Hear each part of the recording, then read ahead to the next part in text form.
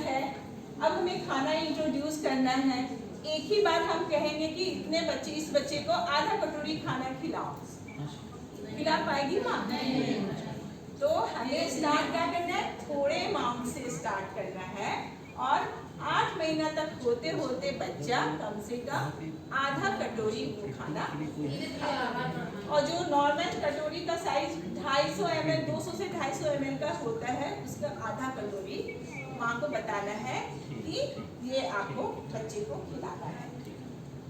फिर जब 9 से 12 महीने का बच्चा हो जा रहा है तो उसको 300 किलो कैलोरी पर डे चाहिए, तो उसे अब कितना देना है, एक कटोरी नहीं, 3/4, एक कटोरी नहीं खा पाएगा वो, होते हो 1 साल तक होते होते वो 1 कटोरी खाने लायक होगा।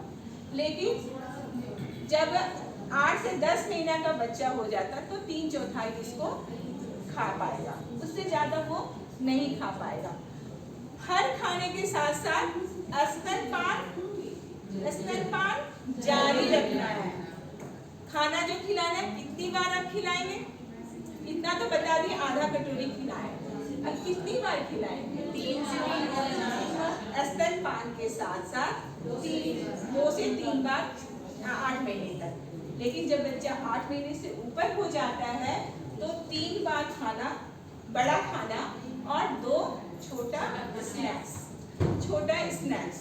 स्नैक्स में हलवा हो सकता है, यहाँ चीला जो होता है, कौन रोटी कहते हैं उसको, छिलका रोटी, वो खिला सकते हैं। तो इसके बारे में बताना है। फिर बच्चा अगर 1 साल का हो गया तो अब तो बड़ा हो गया, उसको एनर्जी रिक्वायरमेंट भी ज़्यादा है, चाहिए 550 किलो कैलोरी उसको पर डे चाहिए हो, जो यहाँ से उसको देना है। तो यानी अब हमें 1 कटोरी बच्चे को, अब बच्चा का दांत भी आ गया ना, बच्चा चलना शुरू कर गया, तब उसको ज़्यादा एनर्जी की जरूरत है ना, बहुत सारी एक्टिव, खेलने कूदने लगता है।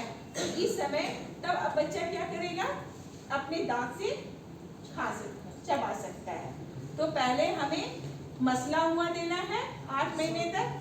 मसला होने के बाद 8 महीने के बाद बच्चा के दांत छोटे छोटे आने लगते हैं, तो वो कुतरने लगता है, तो छोटे छोटे टुकड़ा करके बच्चे को देना है। उसके बाद जैसे बड़े लोग खाते हैं वैसे बच्चे को खिलाना है।